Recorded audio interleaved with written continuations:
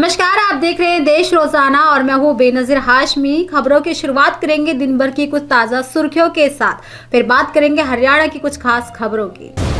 मध्य प्रदेश, राजस्थान समेत 19 राज्यों में मचा कोहरे का कोहराम। धुंध के चलते दिल्ली में 21 ट्रेनें हुई लेट। श्रीनगर की डल झील पर जमी बर्फ की परत, -5 डिग्री पर पहुंचा पारा। जमशेदपुर में हुआ दर्दनाक सड़क हादसा, 6 लोगों की एक ही साथ हुई मौत।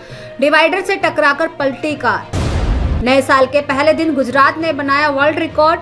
हजारों लोगों ने एक साथ किया सूर्य नमस्कार, बन गया गिनीज रिकॉर्ड। देश के पीएम मोदी ने दी नए साल की शुभकामनाएं, कहा 2024 सभी के लिए शांति समृद्धि लाए। साल 2024 के पहले ही दिन भारतीय अंतरिक्ष अनुसंधान संगठन ने इतिहास रच दिया। इसरो ने साल के पहले दिन दुनिया का दूसरा और देश का पहला सैटेलाइट किया लॉन्च।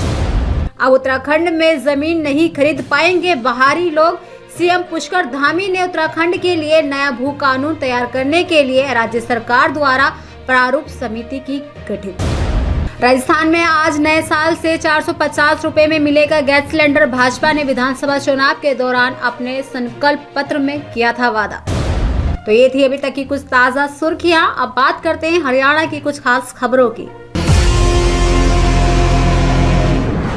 नए साल की शुरुआत में सोनीपत के लोगों को 2 नए राष्ट्रीय राजमार्गों की मिली सौगात।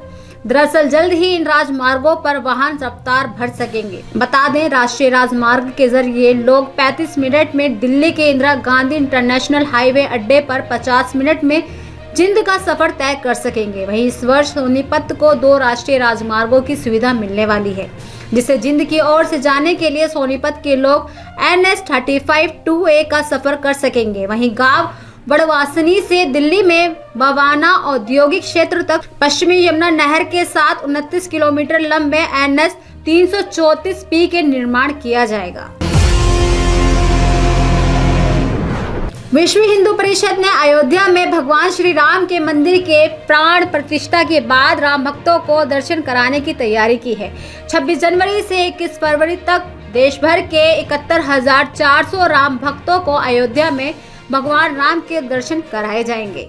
दरअसल श्रद्धालुओं के एक दिन रुकने की व्यवस्था भी वहां की जाएगी। 44 प्रांतों के लोगों के लिए अलग अलग तिथियां तय की गई हैं। बता दें कि हरियाणा, पंजाब और दिल्ली के राम भक्तों की सूची तैयार हो चुकी है। इसके अलावा नेपाल से 300, अंडमान से 50 और पूर्वोत्तर राज्यों से अयोध्या 2500 राम भक्त पहुंचने वाले हैं।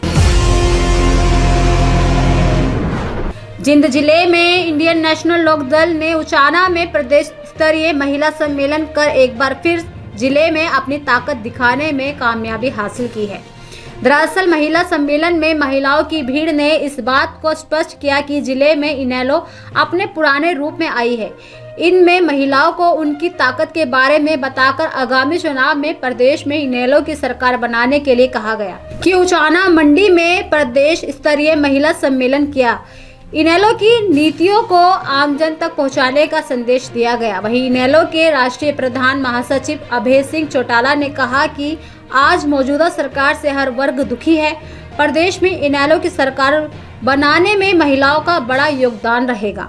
उन्होंने महिलाओं से 2024 में इनेलो की सरकार बनाने के लिए निवेदन किया। वहीं अभय चौटाला ने कहा कि इनेलो की सरकार बनने पर ताऊ देवीलाल की नीतियों को आगे बढ़ाने का काम किया जाएगा।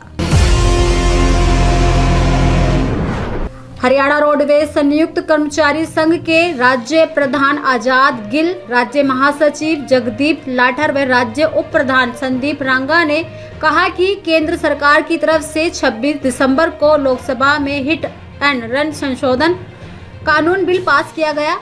बिल का रोडवेज संयुक्त कर्मचारी संघ चालक हित में विरोध करती है।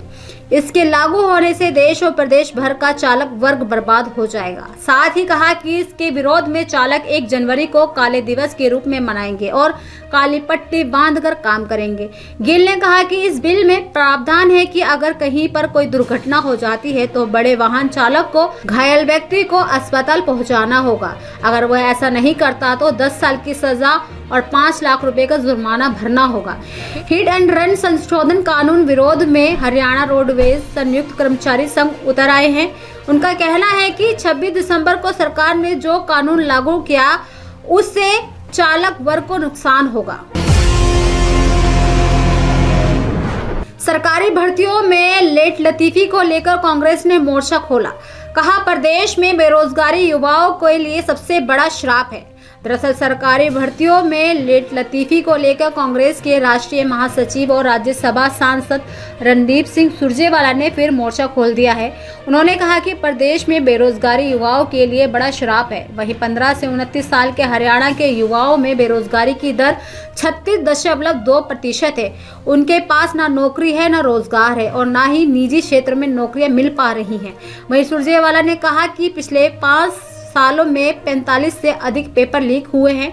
यहां तक कि भर्ती आयोग के दफ्तर से भी रिश्वत के करोड़ों रुपए बरामद किए गए। कई एसआईटी बनी और कई एफआईआर दर्ज हुई, परंतु ना कोई दोषी पाया गया और ना ही किसी को सजा मिली। साथ ही कहा कि युवा ओवरएज हो गए हैं, दर दर की ठोकरें खा रहे हैं, लेकिन उनकी कोई सुनने वाला नहीं है। तो ये थी अभी तक की कुछ ताज़ा सुर्खियों के साथ खास खबरें। कल फिर होगी मुलाकात ऐसी ही कुछ खास खबरों के साथ। तब तक के लिए बने रहिए हमारे साथ और देखते रहिए देश रोजाना। नमस्कार।